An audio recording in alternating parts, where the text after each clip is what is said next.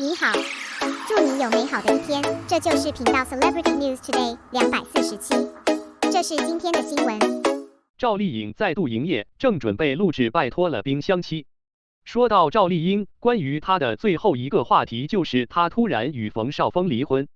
当时整个娱乐圈沸腾了，面对这个决定，赵丽颖没说什么，只是祝福对方。近日4月30日，有媒体拍摄到赵丽颖复出，准备录制综艺节目《请冰箱期》，这是赵丽颖离婚后第一次公开露面，也是她离婚后的第一次综艺节目。在这张照片中，赵丽颖留着长长的直发，浅色上衣和迷你裙，整体造型非常柔和。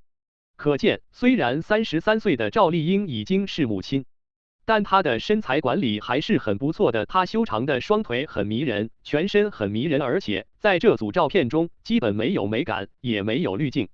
赵丽颖基本上有画画的效果，她保养得很好，脸蛋也很好，看来英宝离婚后更自信了。除了赵丽颖录制的照片，主持人何炅也来到了录制现场。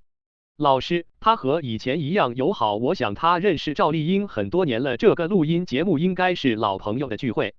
在请冰箱节目中，王嘉尔的存在可以说是整个综艺节目的面子和搞笑责任。每次看这个节目，你都会被王嘉尔耍帅或者被他笑。